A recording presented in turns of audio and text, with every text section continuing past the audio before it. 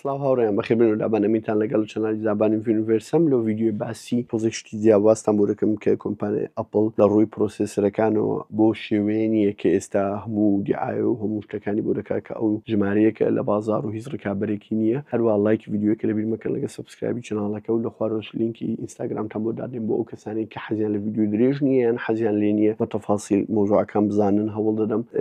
ئەو مۆزوعانە بە کورتی لێوێندەر بڵاوی بکەمەوە باسی بکەم بۆ کەسانی کە حەزیان لە شتی درێژنی و هەروە دووسێ ڕۆژە دەستم پێکرێت کە ئەکتیڤیکەم بۆیە زۆرترین فۆلۆوەر بۆ من زۆر گرینگە. هەروە سەبسکرایبی چەناڵەکەتان لەبیر نەچی کە چەناڵی دابانس یونیڤرسەمە با دەست پێکەین. تاپان کۆمپانیای کوالکۆم بەبێ ئەو لیکانەی کە بڵاو بوویتەوە کە پرۆسەری سنابدراگۆن Gen 4 کە بڵاو دەبێتەوە کە کۆتای ئەمساڵ لەسەر مۆبایلە تازەکانی ئەو ساڵ دەدەچێتن کە سینگل کۆر CPU بنچمارکەکەی تقریبا 3200 شتەکە هەروەها مەڵتی کۆڕەکەی نزیکەی 10000 ئەگەر بە بەراورد بە جەنەرێشنی پێشوو یان بنەوەی پێشوو بکەین کە ئەویش سنابدراگۆن Gen 3 نزیکەی 100 لە سینگل کۆر زیادی کردو و هەروە لە مەڵتی کۆر 147 زیادی کردو. ئەو خێراییە ئەوە کە خێرایەکی زۆرە کە هەر جەنەرێشنێک هەرنەوەک 100 زیاد بکە و ئەگەر بەراوردیش بکەی بە سنابدراگۆنی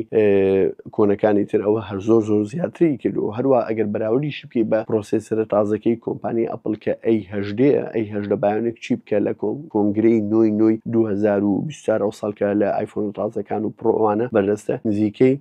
112 زیاد خێراترە لە مەڵتی کۆر بنچمارک CPU بنچمارک هەروە لە سینگل کۆر 105 لە پاشە هێشتا A18 لە پاشە بەس بە مجرد ئەوەی ئەگەر سنابدراگۆن Gen 3 ساڵی پێشوو بەراورد بکەی بە پرۆسەری ئەپڵی پێشوو کە دەبین ئەو فەرقە زۆرەی و هەروەها لە دوای ساڵێک ببینی کە کۆمپانیای سنابدراگۆن تقریبەنەوە نزیک دەبێتەوە لێ و هەروە کۆمپانیای سنابدراگۆن پرۆسەرێکی تریش بڵاو کردەوە چەند فترێک پێش کەویش سنابدراگۆن X Elite بوو کە لە 8 کۆر و 10 کۆر پێک دەهات بۆ پرۆسێسەرەکانەی بۆ ئەو لاپتۆپانەی کە بڕۆسەری ئارمیان حەز لێ و بە ئارکیتێکچەری ئارم ئیش دەکەن نەک X86 و ئەوانە بۆی ئەوانەی کە ئینتەڵ بۆی پرۆسێسەر ئەو لاپتۆپانە بە تەواوەتی فانلێس بن ینی پانکیان نەبی و زۆربەی کات گەرمدانەیە و دەنجینەیە لە بەرەوەی پانکەی یان پانکەکە زۆربەی کات ئیش نەکا و لەمان کاتیشدا ئەو لاپتۆپانە لە ڕووی پاوەڕەوە لە ڕووی شەحن و لە ڕووی بارگاویەوە زۆر ئیفیشن بی ینی زۆر اقتصادی بی بۆ نمونە لاپتۆپەکە بۆ ماوەی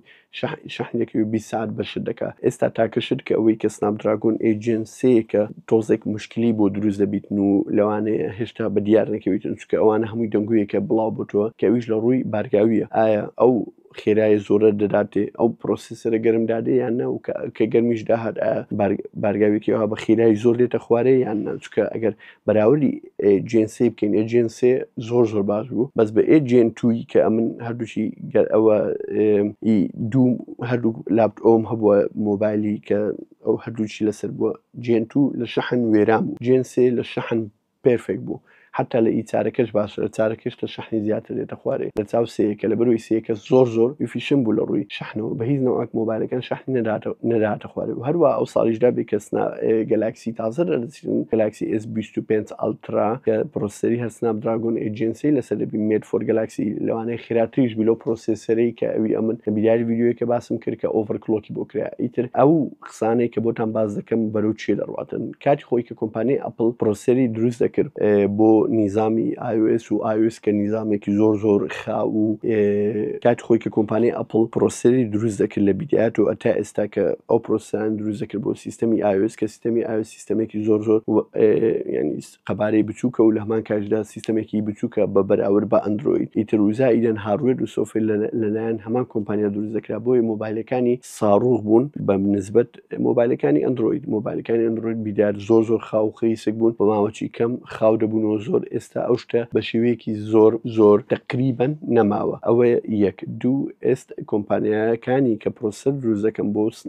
بۆ مۆبایلەکانی ئەندروید زۆر بە پیسی خەریک بوون کە بتوانن نفسی پرۆسێسەر دروستکەن لە ڕووی بارگاوی و لە ڕووی خێراوی لە ڕووی هەموو شتەکەوە نزیک بێ لە پرۆسەرەکانی ئەپڵ. ئێستا بگرە نەک نزیک ئێستا وەکو ئەوی لاتۆ بگرێت لە هەندێک شت باشتری شۆلوانەی ساڵ داهاتوو باشتریش بێ ئەگەر کۆمپانیای ئەپڵ دووبارە ڕیمۆنتادایەکی دی نەکاتەوە خێرایەکەی نەکاتە 4 قات و 5 قات چکە فێرە بۆ مۆزوع و زائیدەن کۆمپانیا و ئەندروید سیستەمێکی قورس و معقد و تۆزێک بەگی بوو بە مقارنەن بە iOS بۆی وێلی هات کە ئەو بۆشایە زۆرە دروست بیتن. ئێستا ئەو بۆشایە تقریبا لە نیزامی ئەندروید و iOS وەکو یەکلیات ئەگەر دوو مۆبایلی ئازبەرزی دوو کۆمپانیای جیاواز بێنی و بەراوردی بکەی لەگەڵ کۆمپانیای ئەپڵ بە ئایفۆنە تازەکان. هەروەها لە ڕووی لاپتۆپ تقریبا لاپتۆپ کۆمپانیای ئەپڵ عەقدی هەبوو لەگە ئینتڵ کە پرۆسەرەکانی ئینتڵی i7 و i9 وانەی بەکاردێنیا. دوای ئەوە وازی لێی ناسوەر سەر ئەپڵ سلیکۆن بەرەبەرە M1 و M2 M3 و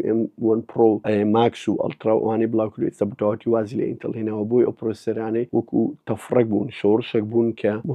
جیهانی کۆمپیوتەری بەتەواتی گۆڕی. یعنی وی لێ کردکە من هەلۆتی ویندۆز بەکاربێنم ماکی بکڕم لە بەروی کۆمپیوتەرەکانیان شەحنی زۆر باشە، دەنجی بانکینایە و لە حد بەدەر خێرایە، لە هەموو ڕۆکەوە خێرایە. ئێستا سنابدراگۆن هاتووتە ناو ئەو مەجالەش ئەو ساڵ پێشتر 1-2 هەوڵی داوە بەس هەوڵەکانی سەرکەوتوونە بوون و پرۆسەرەکانی زۆر مشکلی ترا بوو. بەس ئێستا بەپێی ئەو پرۆسەرە تازەی کە سنابدراگۆن X Elite ینی هەموو ئەو داتایانە هەیە وەچی ئینگلیز گوتنی پرۆمیسینگ، ینی جێگای ئەوەیە کە چاوەڕێ بکەی لە بەرەوەی شتی زۆر باش بەڕێوەیە.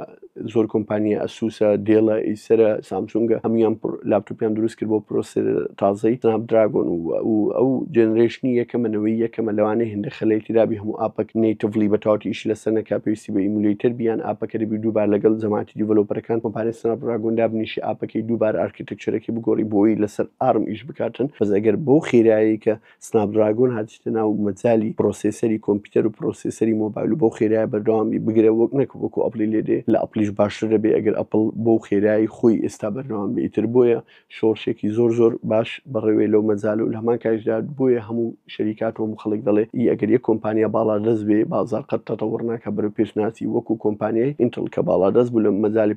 پرۆسێسەرەکانی هەمووی زمانی دەقیان و ساڵی 90 دەبی پانکێکی ئۆندەی لەسەر دابنێ بەس بۆی سار بتەوە. ئەمە ساڵی 2024 دەژین. بەس کە کۆمپانیای ئەپڵ هاتە ناوی نافەزەکە تونتر بوو، هەروە سنابدراگۆن هاتە ناوی، ئێستا ئینتڵش هەوڵ دەدا ئەو نوع پرۆسەران دروست بکە. ئەو هەمووی لە ئیسفادەی ئێمە و بگرن نرخیشەکانی شەرزانە بێ و خێراییەکانیش باش دەبێ و ئەو سرویسەش کە پێشکەش دەکرێت زۆر باشتر دەبێ. ئێستا بەس ئینڤیدیا لە مەجالی خۆی بەتەنیایە، هەتا ئێستا هیچ کۆمپانیایەک نێتوانیوە بەو شێوەیە شان لە شانی بدا. بزانین چاوەڕێیش دەکەین هیچ کۆمپانیایەک ناتە گۆڕێکە بتوانی وا لە ئینڤیدیاش بکاتن یان نە. ڤیدیۆ هەر خێرا بوو نەکشتە بوو ویستم بۆتان باس بکەم هەندێک ئەو هەواڵ و زانیاریانە و هەروە بیر و بۆچوونی خۆم لەسەر